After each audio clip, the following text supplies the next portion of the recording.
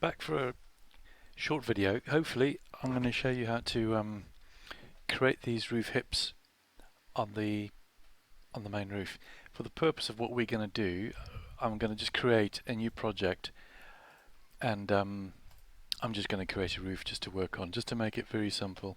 And at level 1, just create a rectangle roof with an angle on each side. We're okay. And just go and have a look at that. So we've got a roof. Like I was saying in a previous video, with these roofs you've got the ability to attach a fascia. That's pretty obvious. Name, you want to put the fascia board here, here, all around the eaves level, which is straightforward. One thing that many people didn't realize or don't realize is that you can actually attach fascias to all sorts of edges on a roof. It doesn't have to be the fascia. It's the most obvious place because it's called a fascia, but you can put them anywhere. I can click that and it puts a fascia board there. I mean, it's not really what you'd want to use it for, but you can if you want. So the one thing that we came up with was, well, if you can do that, why don't we create a different profile, almost just like a semicircular hip shape, and then we can use it as a hip on the roof. Makes your elevations stand out a little bit. So I'm just going to show you how to quickly do that. Before we actually make the profile itself, just very quickly talk about the fascia itself. When you click on roof fascia, you've got the drop down, and by default it gives you a standard fascia. If you click the edit type, I do this by default. I will always duplicate this so the original stays where it is, and I'll give the new hip a name. And in this type properties, so the type properties for the new type that you've created is looking for a profile. Now these profiles, this drop down will show you all the profiles that are currently loaded in the project, and you can use any one of these profiles. A profile is anything. It can represent whatever shape you want. Now these profiles, if you go down to families, the family browser, and we scroll all the way down to profiles here, you will find all the standard sets of profiles that are currently loaded in the project. So we want a hip profile to load in here. So the way we do that, and I'm gonna go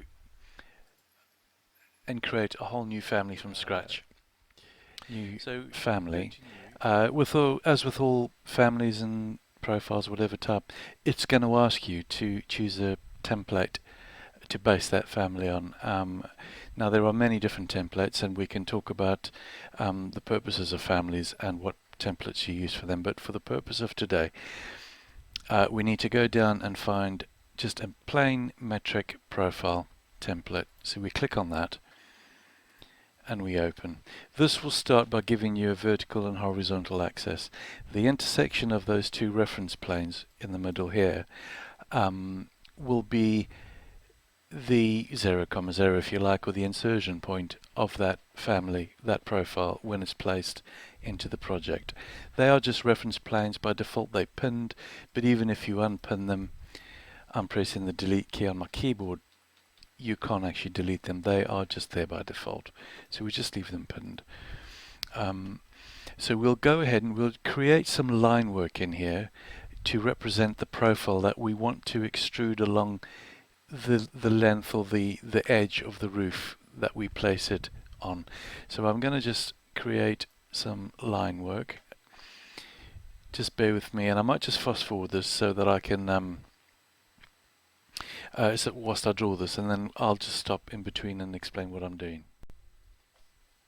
Okay, so I've just drawn this semicircular. I broke the lines in the circumference, and I've just pulled these back. I just had a thought now as well, and this is not something that I've done before, but I'm just thinking about it whilst I'm doing it. This hip, when you place it on the roof, it's going to intersect at some point. This edge here is going to intersect at some point with the roof plane. Whatever roof pitch that roof plane is, it's going to come in here, and if it's a 45 it might be down here, but if it's 30 degrees it might be up here. So I'm just thinking maybe I should just create some parameters in the profile as well that we can use to set a roof pitch, so suitable for a certain roof pitch. So I'm going to do that by creating a plane, a reference plane. I'm going to group that, and I'm going to move it so I can pick it up by its center and put it on the center there. Then if I place an angle dimension there, 38, that will represent my roof pitch of the roof coming in underneath. Then to control that angle as a parameter, we click the family types, we create this new parameter. I'm going to call it, well, I'll call it roof pitch. As a type, we want it to be an angle. We say OK. OK that. And if we select the dimension, we want to assign it to that parameter that we've created. And we want one on the other side as well. So if we select the group that's got that reference plane and we mirror it about the vertical axis, it puts another one there. Then if we create another angular dimension on this side and we assign that angle to that parameter as well, then if we change that angle, these then change as well. We can just flex this to see if it works. Yeah, so that's all working well. What I'm going to do is also, I've created this semicircular here at 120. Just for the purpose of what we're doing, that's fine. I'm going to put that dimension on as well because I don't want that to change. I want that to be 120 all the time. Then I'm going to extend that line work to this plane that flexes.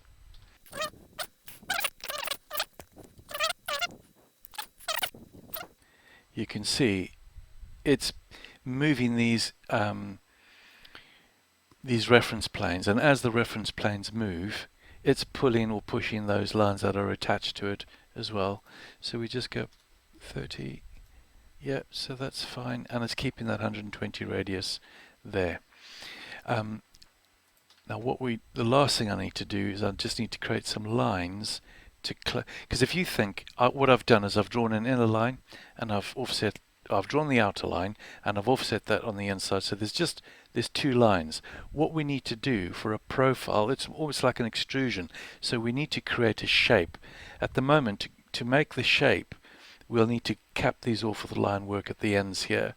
So if I just create a line there to there and there to there, now we've got the shape that we want. Let me just flex that and see. Oh, it's undo that, and the reason that's happening is because I haven't given myself a radial angle on the inside one as well, so we want that to be 110. Now if we flex that, 45, yeah, that's starting to work. Apply that, we OK that. Right, I'm happy with that. We can control the pitch in the project, and I'll show you how to do that. So let's just save that, as we're going to call that hip profile 3, and we save that. Then whilst we're here, we may as well load it straight into the project. Project 2 is the one that we've just got that roof in. Okay, and you'll see that back in the project now, we've got under families, you can see that profile 3 is loaded. I was messing around with this one. I'm going to just delete that for a second. So we just left ourselves with profile 3. If we go back to the 3D view, which shows the roof, and we place a fascia, we've created the hip type, edit types, the profile. If we pull that down and we now select the profile 3, which is the one we've just made, we in theory, if we now select these edges, it should now place the hip as we've thought it would. So that's working rather well. Now, you probably don't really want to worry about the roof pitch itself, but if you were to, what you can do is you can come down to the profiles. If you right click on the type and go type properties, you'll notice we've got the angle there, so we can change it to 35. Say OK. It has done it. It's changed that profile to 35. And if we select this roof, actually it's a 30-degree roof pitch, so we may as well just change it whilst we're here to 30. And like I said right at the top of this video, you're not going to notice it. These are going to be for 1 to 100 or to 1 to 50 elevations. But that is essentially how we create a profile and then bring it into the project, and we can attach it to the roof edges. And then I'm also going to align it, that edge, and I'm going to lock it to that edge. I'm going to do the same on this side.